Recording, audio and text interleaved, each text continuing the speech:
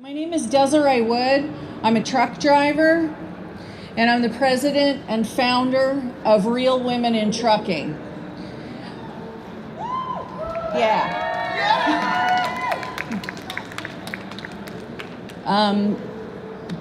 Next slide. We're going to work this a little bit from the front and the back because the clicker's not really working. So we're going to try to do the best that we can do here. So today we're bringing you this hot legal topics for truck drivers with some of the top lawyers who are fighting for truck drivers on many different issues: misclassification, sexual harassment, Surface Transportation Assistance Act. I know a lot of you don't know what that is, but it's truck driver whistleblower protections, refusals to drive. We're going to get more in that. So we have up here Paul Taylor from the Trucker Justice Center, Craig Ackerman and Tilla and his colleague Ashish Assad, and Josh Friedman. Okay, so we're going to go through this, and he's got my notes on my PowerPoint, so I can't really see them there. Next slide.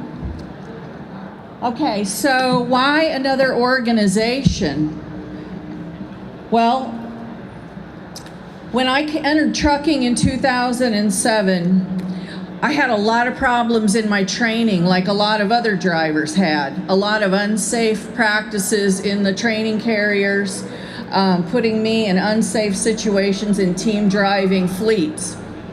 I tried to reach out to another organization and I was silenced. In the last 10 years, I've found that many women have been blocked, silenced, told to not talk about what's happening to them when they were going through team driving in mixed gender teams to pull team freight. They were told the only women that get recognized are the ones that serve in silence, and my membership was revoked. I started writing my story on Mr. Alan Smith's blog, and he's right there. If it wasn't for him answering my email, none of us would be here.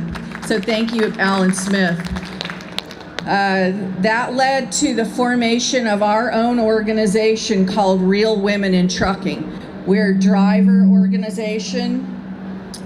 We started out just as a protest group, but we got our 501c6 status in 2013 and turned it into a membership organization. There was bullying, there was intimidation, retaliation, and it was just like, this is wrong, this can't be right. So that's kind of how we started. Next slide. In the last 10 years, more and more groups have started springing up. My passion was more advocacy, to get up and stand up for yourself, you know. If you need to find a lawyer and get justice, you should do it. You shouldn't be silenced, and you shouldn't be told that you're not allowed to talk about what's happening to you like you're the only one that it's happening to make you feel like you're crazy, like there's something wrong with you because this happened to you. That was sort of my biggest driver for this whole thing. Unfortunately, a lot of people don't want to hear this ugly truth, so they walk away. And there are a lot of women that have suffered in silence. A lot of the reason that we had to start other events, though, was to get people to listen to us. So we did start some, we have a lady truck driver cruise, we have a coloring book, some t-shirts and stuff, but that was just really to open up the conversation to get people to listen to this. Over the last 10 years, some other driver groups have started out. One gal who's here, Sheree. Where are you, Sheree? She's in the booth, okay. Tamara's here representing She Trucking. Cheryl from Ladies of Hawaii Trucking. There's a lot of other groups forming of drivers. Some of it inadvertently have become advocates because they weren't being served by the other organization, aren't being served by them. So I wanted Sheree to be here because she started this huge community of women helping women, and all she wanted to do was sell her t-shirt. her She Trucking Apparel t-shirt, and in a short period of time has accumulated almost 2,000 women that are all helping each other finally, which is completely different than when I came in, whereas if you asked a question, you got attacked online, bullied online, chased away into silence. So it's changing right now, but we need the industry to understand how all of these little groups came to be. And that's because they had nowhere else to go. But now we're all connecting and we're forming sort of a coalition of sorts, in some helping each other finally. Go ahead and go to the next one. So at our particular learning events, we have had sexual harassment, assault, retaliation during truck driver training, lease fraud, student truck driver exploitation, blacklisting. These are the things that we've been trying to educate the drivers about. And the lawyers on the stage are the type of lawyers that represent truck drivers for these types of things.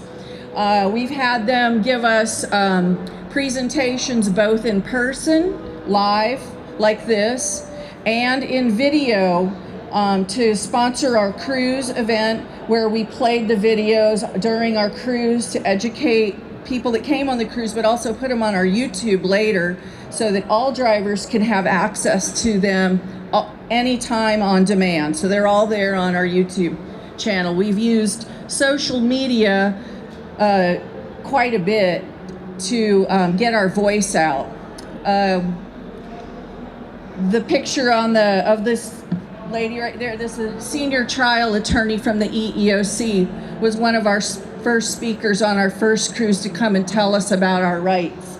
And that's something that's really lacking, is that a lot of drivers do not know their rights. They don't know what their rights are with sexual harassment, how to report it the right way, or even find a lawyer. So very quickly, you'll find this on our, this is our annual report. And I wanted to make sure that I drew your attention to this, because we started out with us just throwing in a little bit of this and a little bit of that. Now our annual budget is a little bit over $26,000 a year, which is nothing compared to what we've had a voice around the world. We've been quoted in the Wall Street Journal, the New York Times, Cosmopolitan, Bloomberg, NPR. We are drivers, and we did this while we're driving full time.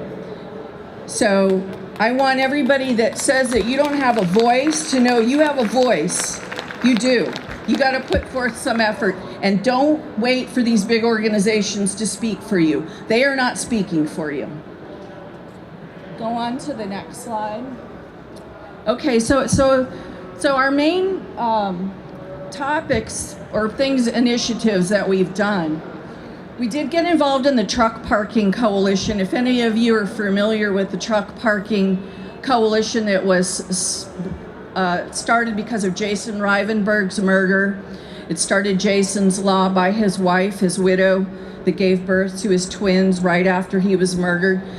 My social media activity and exposure to the public made me be somebody that a lot of people ask questions to, including Alan and Donna.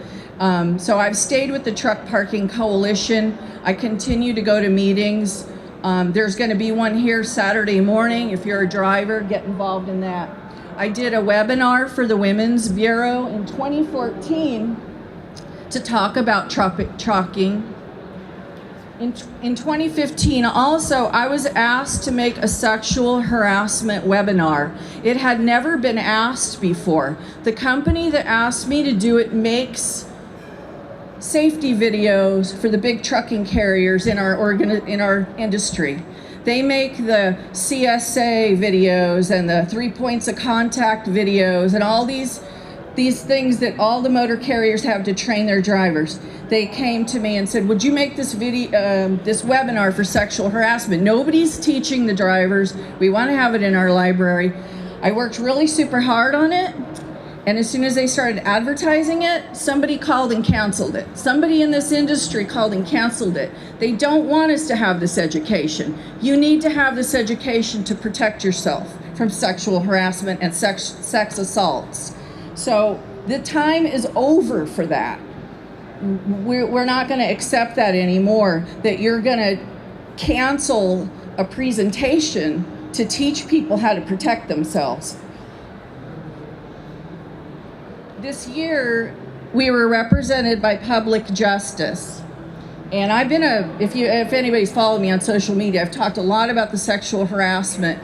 Public Justice represented us to unseal court documents in the CRST sex harassment case. A lot of the documents have been sealed and nobody's ever read about it, so it's become sort of an urban myth among drivers that it's fake, that it's not really happening. So Public Justice entered a motion for us, Real Women in Trucking, to intervene in the CRST sex harassment case to unseal those documents, and we won. And we just started getting the first documents last week. And some of the stuff that I've read in just the first few pages, not even related to sex harassment, related to the numbers of turnover of people in their training program, should raise alarm bells to everyone in this industry. It is just outrageous. And some of the things that have happened to these women, it is directly related to safety. Nobody should have to go into a training program and be petrified of the person they're in the truck with. In addition to representing us in our motion to intervene, Public Justice is representing Dominic over here. Dominic is the lead in the case that the Supreme Court will hear about arbitration in the new prime thing. And I'm not saying it right. Let's go to the next slide, and I'm going to let one of you guys explain new prime versus Oliveira very quickly. If you have yeah, go ahead. Craig actually wrote we contributed to the amicus brief in the Supreme Court case, and Craig wrote part of it. So I'm going to let him summarize what it means. Thank you so much, Desiree, and also Alan and Donna Smith. And I want to recognize Rosie, the CEO of my firm, and all the other great lawyers. And of course, my mom's here in the audience, even though I'm 46, super embarrassing. Great to be here at the Great American Truck Show, especially with Desiree and the Real Women in Trucking. And this is a complicated, kind of boring issue, so I'm going to try to distill it in a nutshell. But a couple of years ago, the United States Supreme Court said companies are allowed to have arbitration agreements where they basically tell you can't go to court, no jury trial, any dispute has to go to arbitration. That's true for credit card companies. The original case was with AT&T, it was called Concepcion, and they further held that in that same agreement they can say no class actions are allowed, only individual case, so you can't band together. That continued on in another case called Stolt-Nielsen, where they said if the arbitration agreement is silent, that means you can only go to an individual arbitration as well, you can't band together. Now, the Federal Arbitration Act, which is the law that allows arbitration agreements to be enforceable, has an exception for transportation workers. So anybody who's a transportation worker automatically would be excluded from this rule. That means truckers, in theory, should be able to go to court, okay? Thing is, what happens if you're not a company driver, but you're an owner-operator, okay? In all these owner-operator and all the lease agreements, they always have the arbitration clauses in there with the class action waivers. So now before the court is the interesting issue, is that considered under the Section 1 exemption, the transportation worker exemption? If independent owner-operators or independent contractors who've signed these lease agreements are exempt, then those arbitration agreements are not enforceable. At issue is a lot of important stuff, particularly on the topic of misclassification, which we're going to address later, because if someone's misclassified, maybe they shouldn't have had to pay for fuel. Maybe they should have gotten paid for a lot of time that they weren't compensated for. So that's the issue in front of the Supreme Court, and we did file an amicus brief on behalf of the truck drivers in that case. Thank you. Next slide. So we're going to talk about sexual harassment. Josh Friedman is going to talk about that. It gets very complicated, especially in these team drivers. It's not all, the solution is not that we need more female trainers. Frankly, some of the female trainers are worse than the men. Okay, what it has to do with is if you are a good trainer, and you should be training. It doesn't matter what gender that you are. So the other thing I want to point out too is a lot of times when the police get involved, they assume it's domestic violence rather than workplace violence, because it's extremely difficult to explain to law enforcement why on earth would you be on a truck with a man you don't know. And trying to explain that to an officer that your company put you in that situation and you're trying to start a new job, it's almost impossible. So we really want to clarify a lot of that. Next slide. So I'm asking you guys to listen to Josh as he talks about his cases. I'm going to move to the back of the room. He's going to tell you a little bit about himself, and I'm asking you to help us change this industry. Next slide. Okay, and we already introduced our panel, so we'll just go on from, okay. Go on.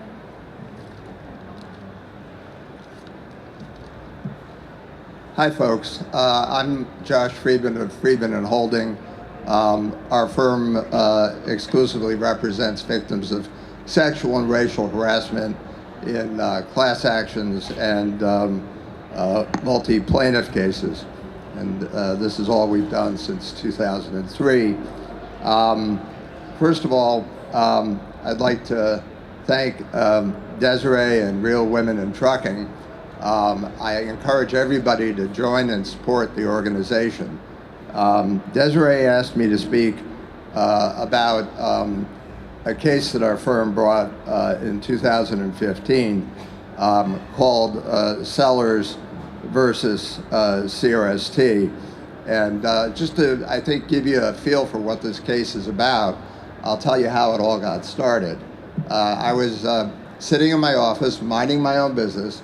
The phone rang, and a woman told me a horrible story.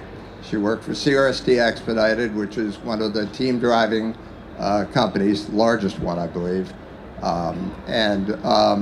She had been sexually assaulted by 3 separate trainers or co-drivers. She had weapons pulled on her, and it was a horror story. And then, coincidentally, I assumed, we got another call from another woman who had also been sexually assaulted by 3 separate trainers or drivers, also while working at CRST. So I thought, perhaps we can help. They expressed an interest in the possibility of settling their claims. I made an inquiry, and CRST said, yeah, great, yeah, let's settle them. In the meanwhile, I just did a little background checking. And to my surprise, I found that in 2007, the EEOC had brought a case on behalf of 270 women who had been raped, sexually assaulted, or sexually harassed while working at CRST. And based on the documents that were available in the court archives, it was clear that this problem had existed since the early 2000s, that at least one driver had been convicted of rape. What happened in that case was it was dismissed. And all 270 of those women were left without the opportunity for justice. Why it was dismissed isn't really important. The bottom line was, I thought, well, let me ask these women whether they experienced any of the same types of events that were described in the EEOC case. And sure enough, they did. They told me that when male drivers sexually harassed women, the only thing that happened to them is they were assigned the status of, quote, no women. That was it. And the drivers who had sexually assaulted them, or the trainers, were still going around and doing whatever they were doing without any consequence. It became apparent that there had been essentially an epidemic of sexual assault at CRST that had started a decade ago. And even though it's extremely difficult to get a court to accept a class action where the events in question occur all over the United States, as is the case when you're talking about a trucking company, my partner and I decided we had a moral obligation to ask the two women we were talking to, let's not settle this, let's do something about this. Let's ask the court to certify a class action. Let's get an injunction to put an end to this. And let's actually get compensation for all of the women who are a member of our class for the sexual assaults that they've suffered. And she said, yeah, we should do it. And ultimately 3 women agreed to act as lead plaintiffs. Now, it is very difficult to get a class action certified. You have to show that there are common policies that led to the sexual harassment. Well, let me mention one name. That's Karen Carlson. And you'll notice that there's a slide up right now. And the lead attorney in our firm, Giselle Schutz, took Karen Carlson's deposition. Karen is the head of employee relations. And she testified that CRST had a policy that it didn't deem any claim of sexual harassment corroborated unless there was either a witness or a confession. Now, virtually all of these sexual assaults and sexual harassment occurred in a truck cab built for 2, so there are not going to be any witnesses. And confessions, well, the only time you had confessions was just the result of the poor training that CRST did. A lot of the men that were engaging in sexual harassment didn't know it was illegal. So they said, yeah, I did that. But essentially, I felt what it amounted to was a policy of just not believing women. The other piece of incredible testimony that we got is Ms. Carlson told us that each time a driver